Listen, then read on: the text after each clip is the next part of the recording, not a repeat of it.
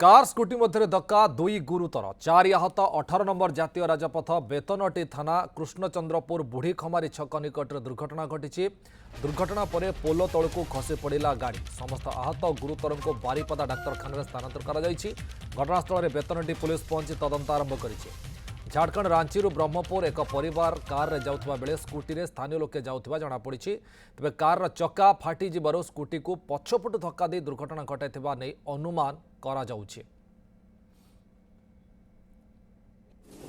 से ताको छुआ को छाड़े पे जाउतिला सालगा आ मकर पे आस्तिला छुआटा बुलिया पे सालगा छाड़े पे जाउतिला गला बळे बुढ़ी खबर पाखरे गोटे क्रियाटा फैमिली लेके जाउतले लेफ्ट चकटा बास्ट गला आग चक आ एमती दुर्घटना हो गला।